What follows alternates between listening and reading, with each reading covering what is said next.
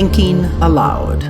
Conversations on the leading edge of knowledge and discovery with parapsychologist Jeffrey Mishlove. Hello and welcome. I'm Jeffrey Mishlove.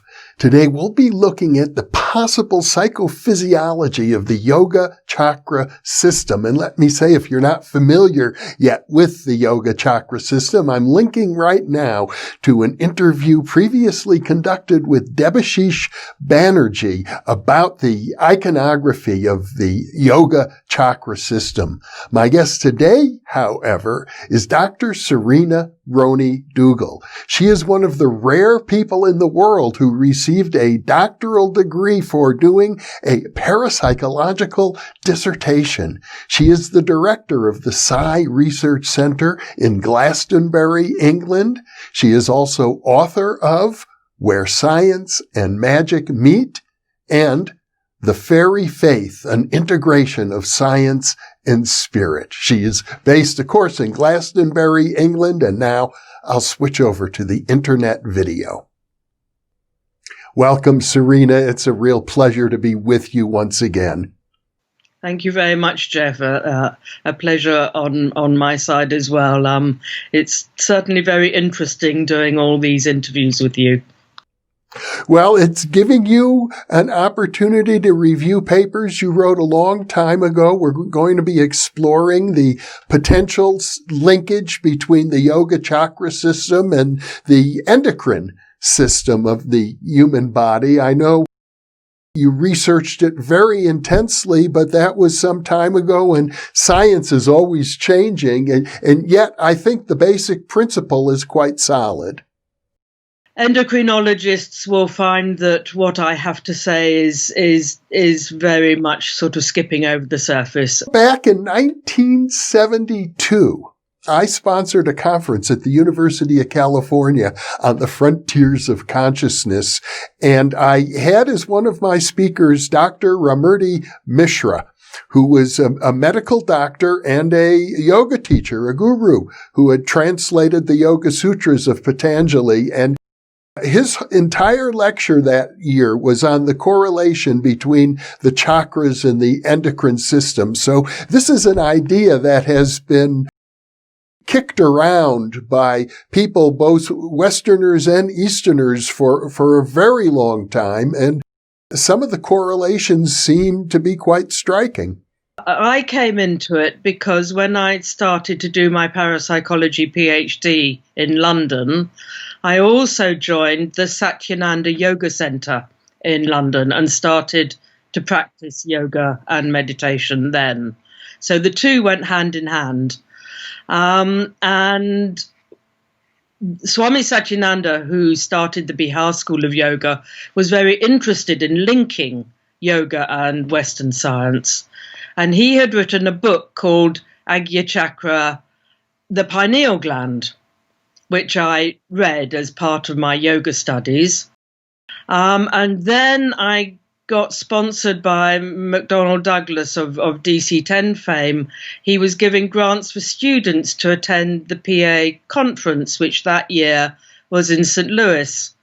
And I flew over, very excited, having been given the grant money just to present my idea for doing PhD work. I hadn't actually started doing the practical experiments at that point. It was still just in the review of literature stage. And anyway, I being the sort of person I am, I jumped on the Greyhound bus from Chicago, where I'd flown into, down to St. Louis, and arrived at the campus one day early. And what I hadn't known is that in America, in the summer, the campuses close because students have to work in order to pay their way through college. So I walked around for about an hour, pack on my back, and I didn't want to sleep out in the middle of an American city. And finally, I found down some steps behind some bushes a door that was open, and it was a little cafe, and there were a few students sitting around drinking coffee. So I got my coffee and went down, sat next to them and sort of went, well, excuse me, could anybody put me up for the night? And this lovely young man who had hair down to his waist, this was the 70s, remember, said, sure, come stay with me.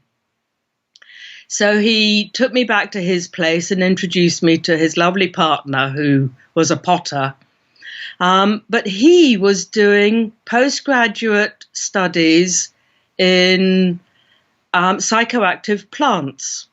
And he had a greenhouse full of all the different cactuses and plants that are psychoactive, as well as a garden and morning glory trailing over the front door and all the rest of it.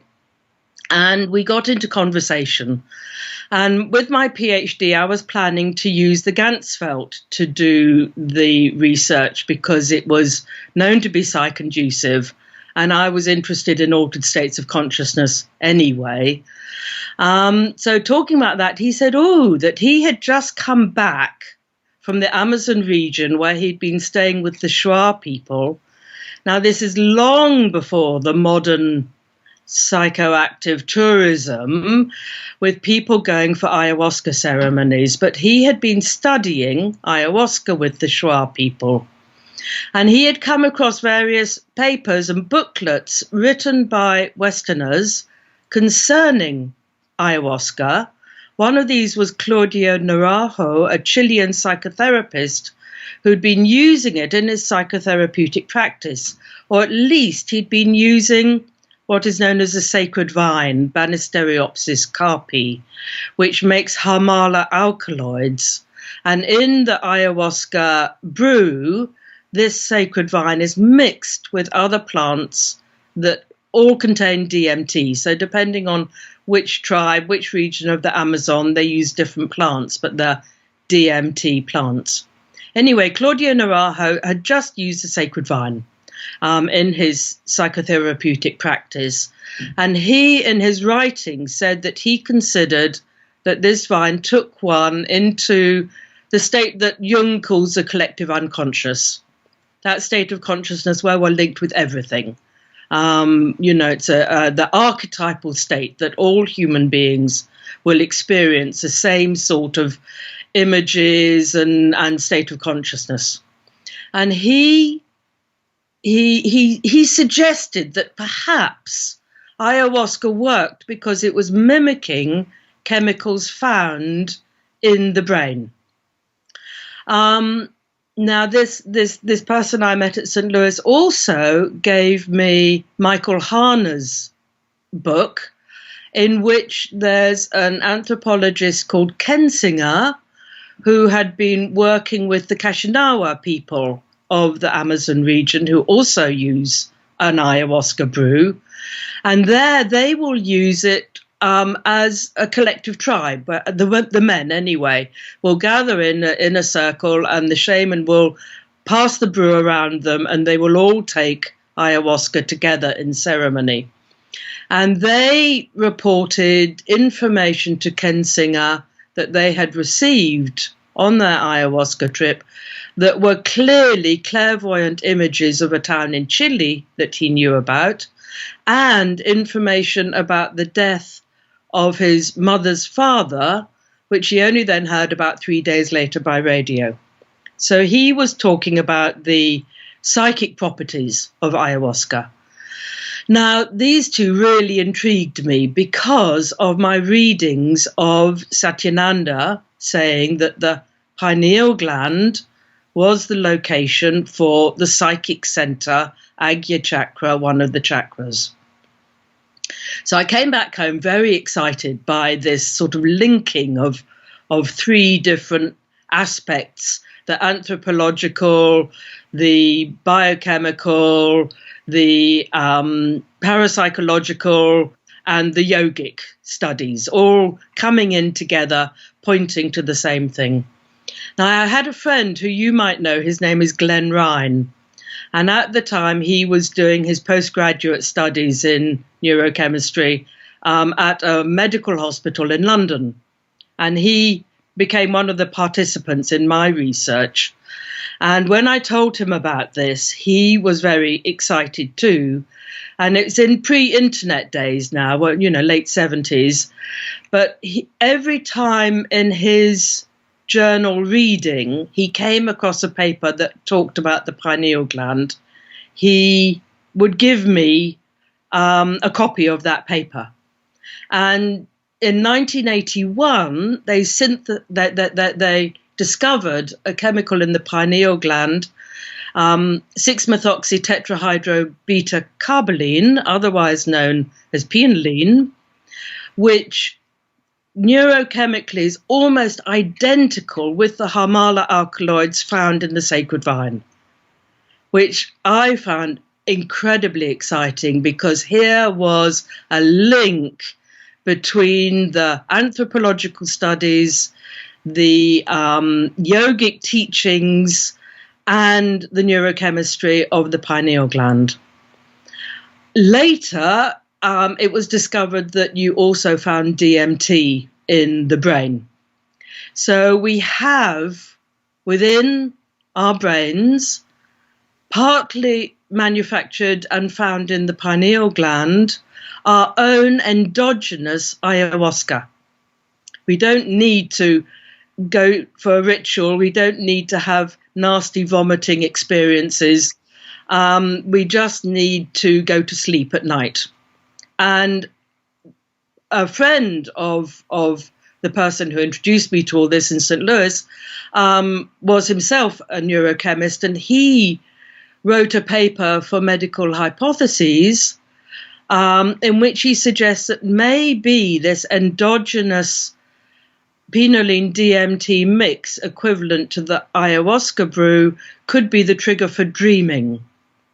Now, in parapsychology, lots of research has shown that the dream state of consciousness is probably the most psychic state of consciousness that most human beings will ever experience.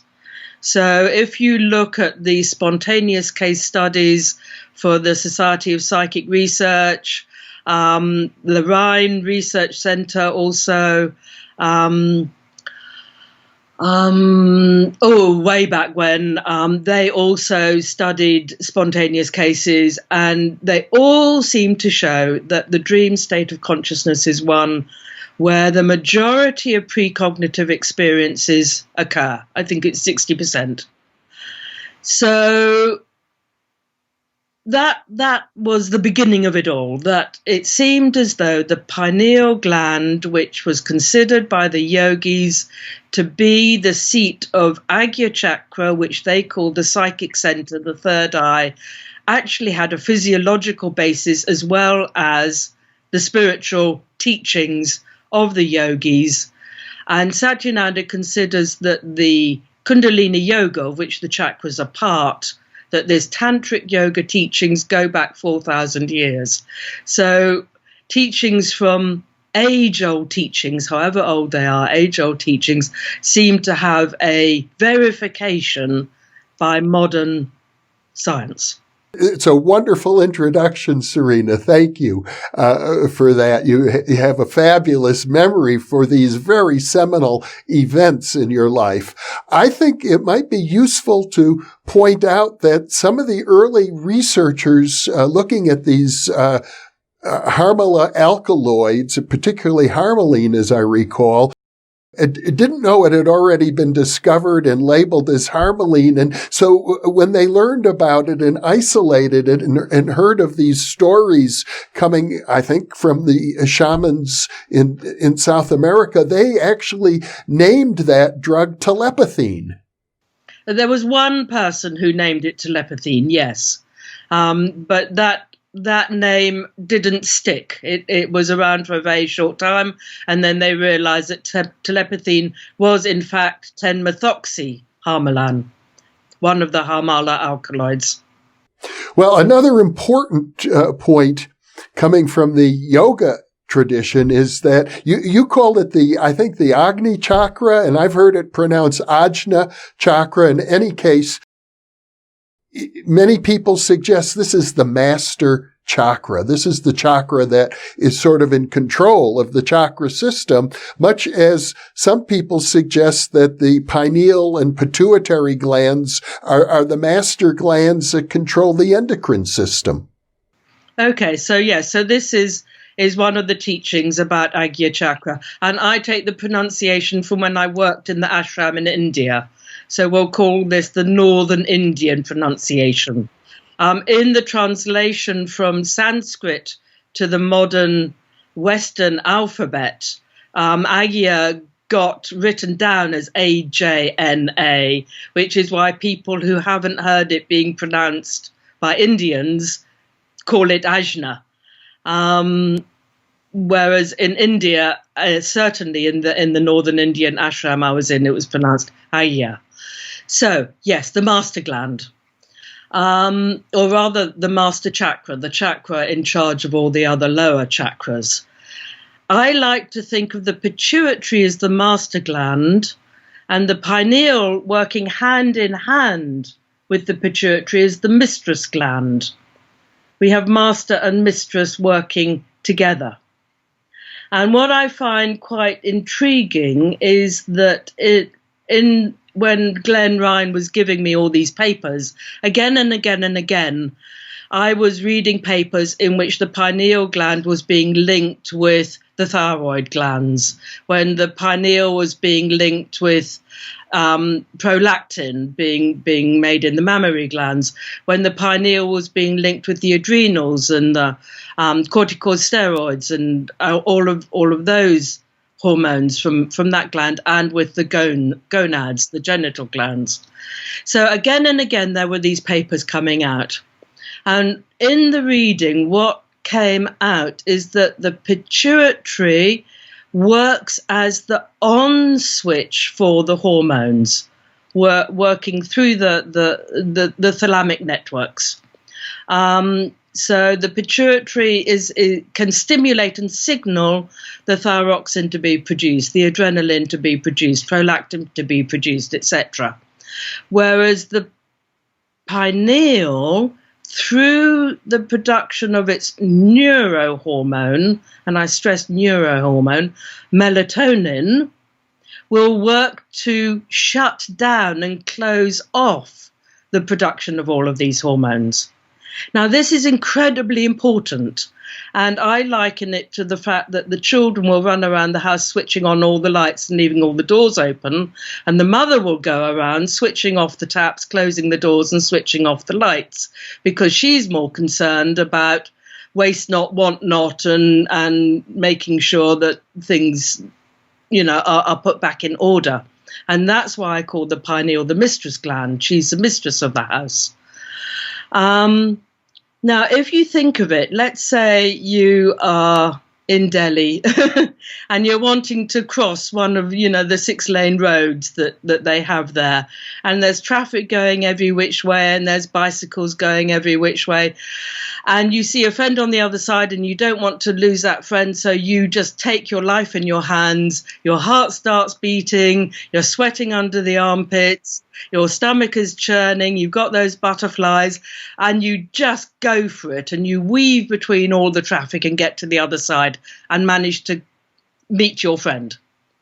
Now, you want that heart to stop beating so fast. You don't want to carry on sweating under the armpits. You don't want the churning of the stomach anymore. You need to calm down, to ease off, to relax.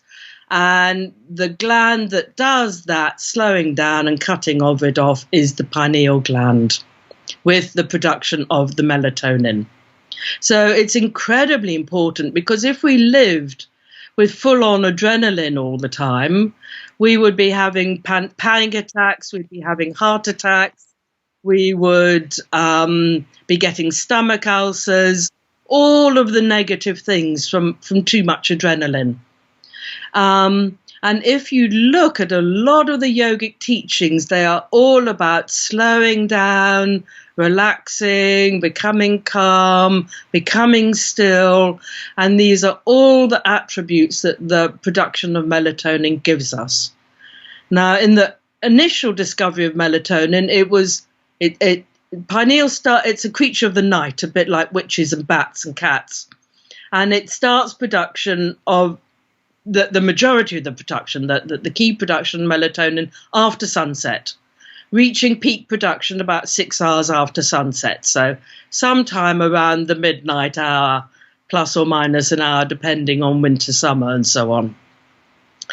And this was found to be the trigger for going to sleep because of its action in shutting down the thyroxine and shutting down the adrenaline and so on, taking one into the very still, semi-hibernatory state that is the state of sleep. That is melatonin. So initially it was thought that that was all it does. But of course, even though peak production is around midnight, and come the dawn, the pineal gland stops producing melatonin, there will still always be melatonin in the bloodstream. It is all still there all the way through the day. So it is performing its function 24 hours, even though its peak production is in the nighttime. One of the other interesting findings that you report is that melatonin occurs even in the most simple one-celled organisms. Paramecium. Well, another thing about melatonin, I believe, is that it is light sensitive. It's also, as I recall, related to melanin, which has to do with skin color. Yes, so it's definitely related to melanin. What I'll tell you about the light context is very, very interesting. If you think of reptiles like snakes, they have what one might call the old brain, and they haven't yet really developed much of what is called the midbrain, but a little bit. And the pineal gland is there within the old brain and this reptilian brain, and it's literally a light sensitive gland at the top of the head. This light sensitive gland, as mammals have developed and humans have developed, has now gone into the middle of the head. So if you take a line through the third eye point and through the tops of the ears and down through where is the fontanelle that's open when we're born, going up the top of the spine and there into the center of the brain, that's where the pineal is in human brains. So it's no longer light sensitive in terms of being open at the top of the head, as it is in snakes and reptiles. However, the eyes we always think of as the retina has the optic nerve, and the optic nerve comes into the brain, crosses over, and goes to the optic centers, the visual centers at the back of the head. There is another nerve that comes from the eyes, and this nerve is separate from the optic nerve, and it goes to something called the suprachiasmatic nucleus, SCN, and this links directly with the midbrain and the pineal gland. So the pineal gland is getting its light signals directly from the retina of the eye. And this is what is known as the parasympathetic nervous system that is working with this one.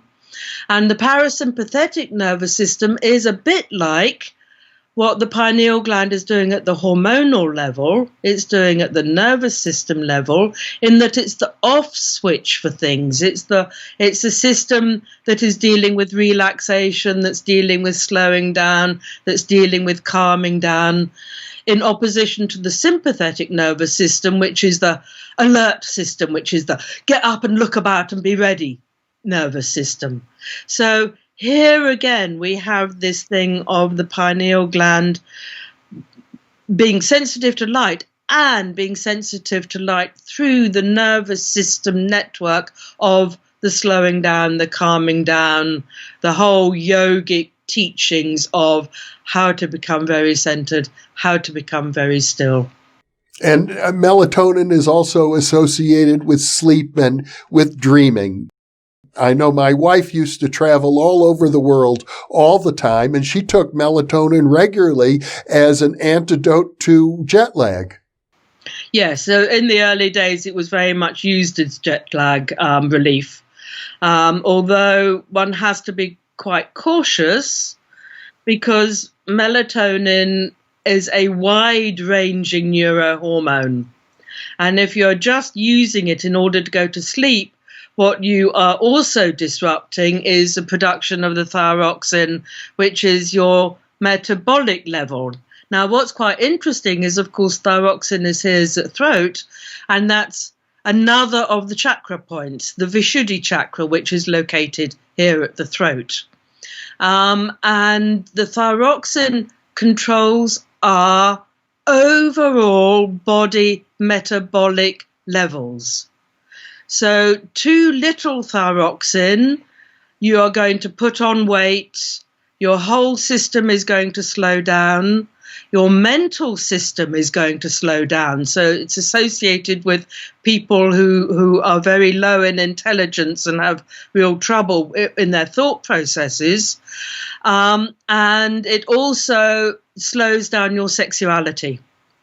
Too much thyroxine, you burn everything up too fast, you become incredibly thin, your mind is going at an incredible rate, round and round and round. It means that you end up with insomnia, and you're also very highly sexed because all of the hormones link in working with each other. So we have the feedback relationship between the thyroid and the pineal gland, the melatonin, that then switches off and relates to the sexual hormones, adrenaline, and so on. So we cannot take any one of the hormonal endocrine glands by itself. They are all working together. So that's this chakra point linking in with the melatonin. It also affects the mammary glands, the prolactin. And the prolactin we associate with lactation, breastfeeding with women who've just had babies. But prolactin is present in both men and women from a fetus who's only a few months old. Now, it's there all of our lives. It's not just to do with lactation. And what they've discovered is that prolactin is connected with our mood levels in terms of what used to be called manic depression and is now called bipolar. So if you think in the summer, when there's much less melatonin being made because it's light for much longer, we all tend to become a bit more active. And some of us just become more active, and some of us might slip over into becoming so active we become slightly manic. And some of us might become more than just a little bit manic, dancing at festivals for 3 days and nights and that sort of experience. Some of us might actually shift into a psychotic stage of mania. In the winter, we get the opposite happening. So in the winter, there's far less light. It's far more dark. We're creating far more melatonin. We all want to basically be hairless bears and go into our bear cave and pull up the bear rug with a big notice saying, "Do not disturb until springtime." We slow down. It's a natural thing to slow down in the winter, become more slower. That's because of the melatonin and its effect on the thyroxine, which also affects the generation of prolactin. And we all become a little bit slower. Some of us become depressed. It's known as seasonal affective disorder. And we actually get depressed in the winter, and some become suicidal. And that's the extreme. So we've got this great continuum of the extreme with the bipolar disorder, where you become too manic, where you become too depressed, and those of us in the middle becoming more or less more active in the summer, less active in the winter. That's prolactin.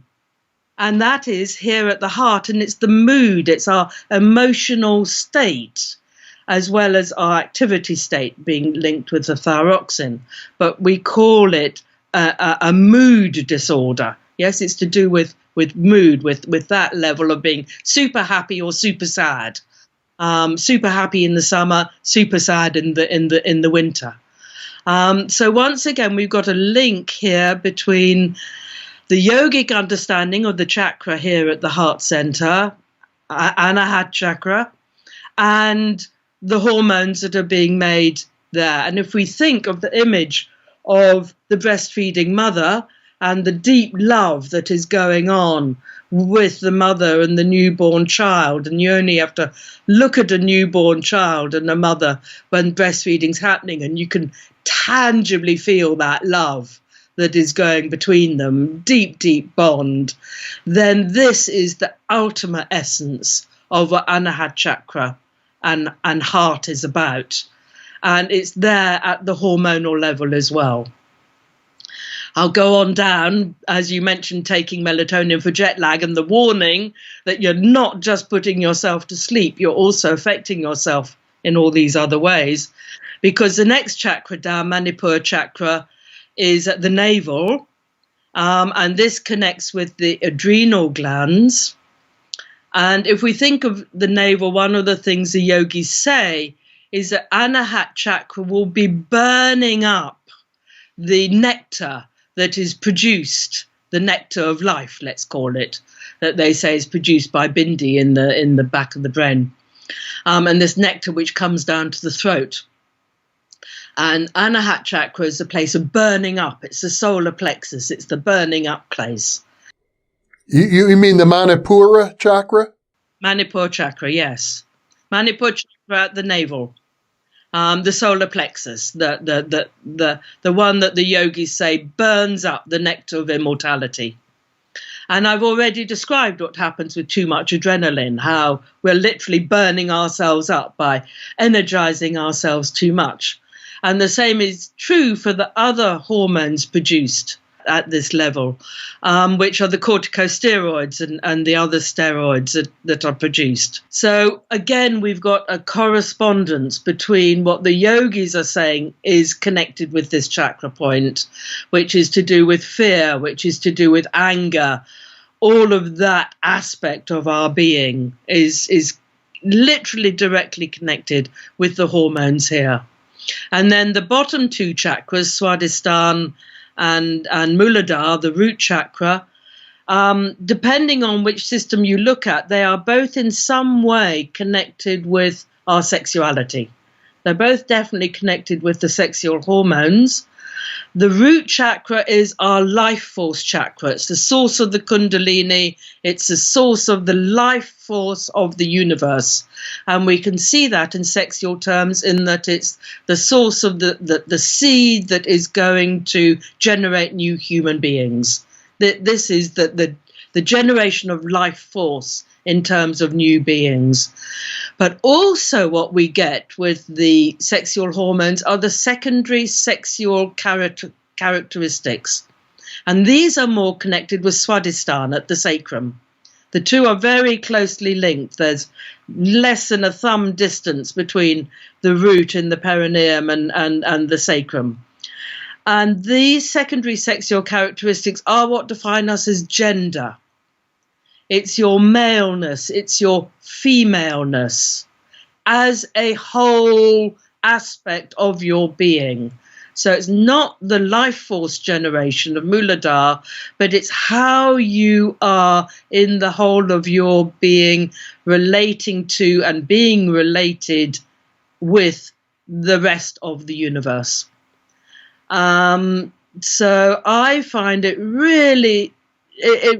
in terms of my yogic practice, in terms of my working with the chakras as part of my daily pranayama and meditation practice, I find it incredibly useful to understand the chakras in this way, because I'm seeing them as node points, as nexus points, where the physical, in terms of the actual physical gland, and the hormones, in terms of the emotional, which I've talked about, the fight or flight of Manipur, or the heart love of Anahat, the emotional aspect, the mental aspect, which I've talked about. So let's say the overactive mind with the thyroxine, or the underactive mind. Well, if you're experiencing fear, you experience anger, and that affects your mental level, which links in with the psychic level. So we've not only got the psychic in terms of Agya chakra, the third eye, the psychic center, But we talk about gut intuition, driving by the seat of your pants, where you're reacting incredibly fast to the tractor that's coming round the corner of a road where you can't see round the corner because of the hedges, and yet you know that you need to put on the brakes because something's going to happen even before you can see and hear. That gut intuition. So we've got a psychic aspect to them all, and then the spiritual aspect in terms of one's personal self-development. So with yoga, we're talking a holistic spiritual path, where we're talking about not only interacting in terms of outside of space and time, and that aspect of our being, which is the oneness within the whole universe, and linking into that center where all just is. We're also talking about developing ourselves to become compassionate, wise, generous, kind, thoughtful, holistic human beings, to be for the benefit of all beings at all times. And this needs us to develop at work with the physical, through the emotional, through the mental, and through the psychic. One of the interesting metaphors that is often associated with the chakras is the lotus flower, the idea of the lotus flower opening and closing at different times. It sort of reminds me of the cycle of the various endocrine glands as well, that they have times of quiescence and times of activity. Yes, they do. So again, back to what you said before about the taking of melatonin for jet lag, and me giving a warning about this, is that let's say you have an underactive thyroid for whatever reason, and you are given thyroxine to take to boost it. You need to be very careful what time of day you take it. You need to take it in the morning rather than in the middle of the day or the evening, because it's going to be most effective when taken at that point. So we not only have time of day stuff, we also have age of life connections. The pineal gland is the off switch, as we've already said. And one of the things it switches off are the sexual hormones, which is actually what enables humans to stay as children for as long as we do. We only develop our active sexuality when we become teenagers. We have all of that period of time without the sexual hormones, where as humans we are able to do our learning and our growing and our developing without any, shall I call it, interference, which comes in when we hit puberty and everything goes AWOL, and rather than thinking about getting our scholastic grades, we start thinking about people of the opposite sex or the same sex, and we certainly get diverted, let's put it that way.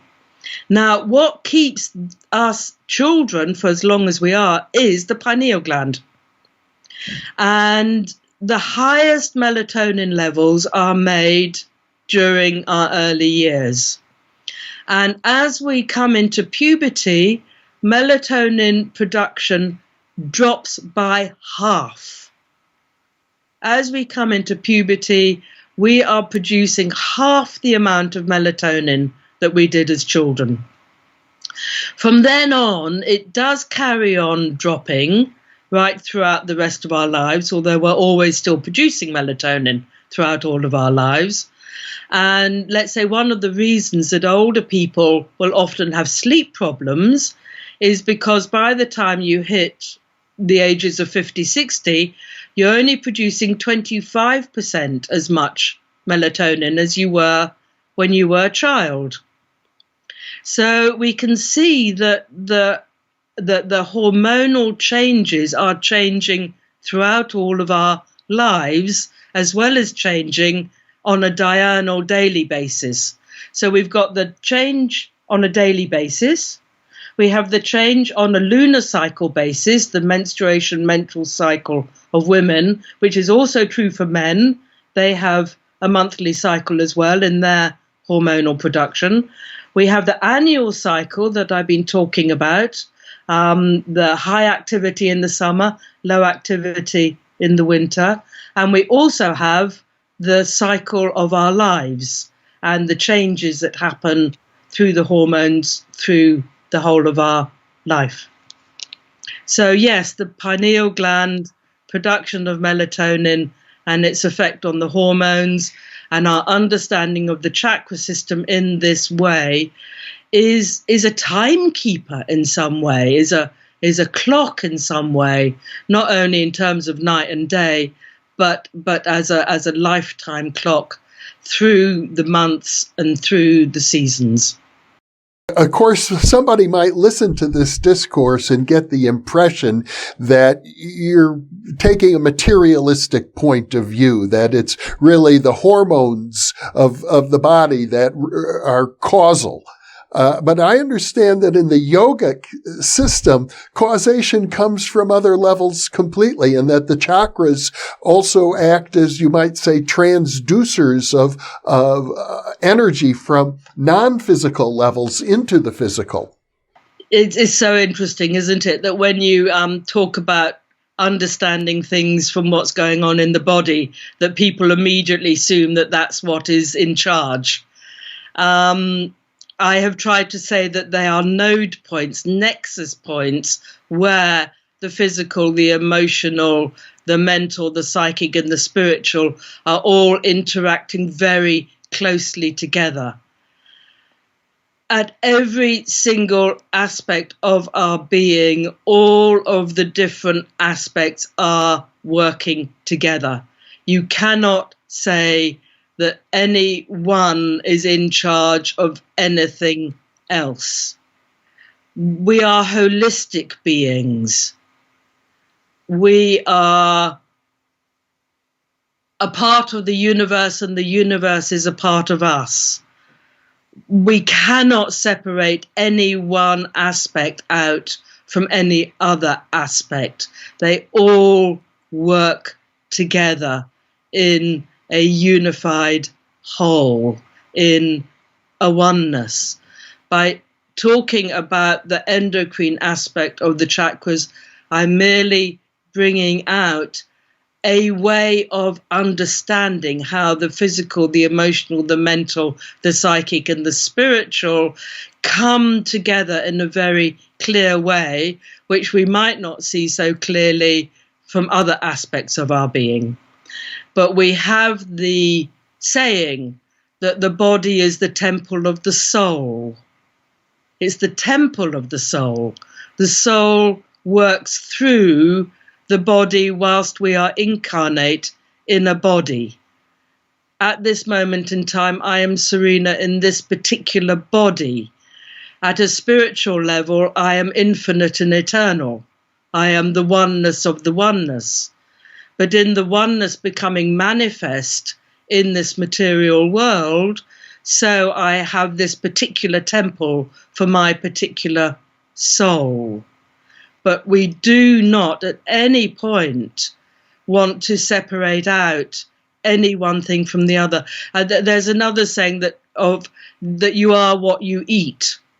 Because I eat only organically grown food that has been lovingly cared for in my own allotment for my vegetables and my own love and care, so I imbibe as my food for my temple that which is composed of love and care and will nourish me not only at the physical level, but at this emotional, psychic and spiritual level as well.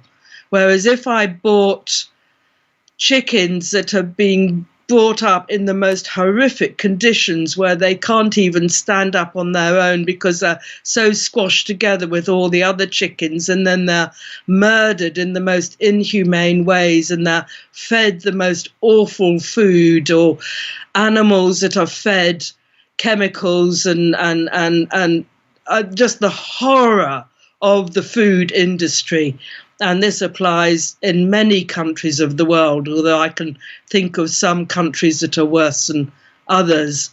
Or animals that go to abattoirs where they are just so scared before they're killed that the whole of their system is flooded with fear hormones. And so you are eating not only the nasty chemicals that have been put into them whilst they were alive, but also all that fear when they are being killed.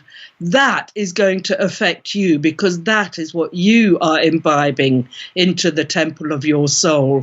And so you as a human being are going to not only be physically ill, you are going to become emotionally ill, mentally ill, psychically ill, and spiritually ill. So we cannot separate any one aspect of our being out from any of the other aspects. Sorry, I'm a bit passionate about that one. You are indeed, and it's beautifully put. And it's not just passion that comes through. I have to say it is also wisdom.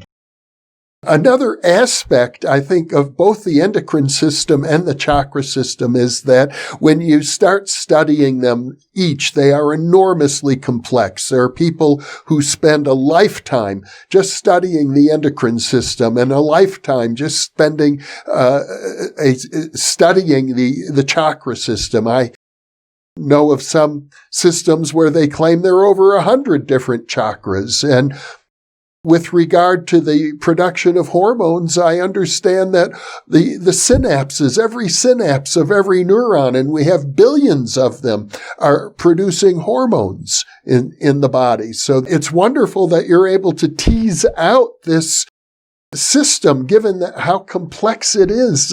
Your understanding of it is, to my way of thinking, crucial, Serena. Well, thank you very much, Jeff. What I've given you is what has I've retained through my own personal practice and what I have found useful and helpful in my daily being. Well, I feel very honored to have this time with you. You are able to combine, to my way of thinking, the best qualities of a parapsychologist, of a student of magic and mysticism, and a student of science at the same time. I'm grateful for this time with you, Serena. I hope we have many more conversations as well. Thank you so much for being with me. Thank you very much, Jeff. It's been the most interesting discussion. And for those of you watching or listening, thank you for being with us.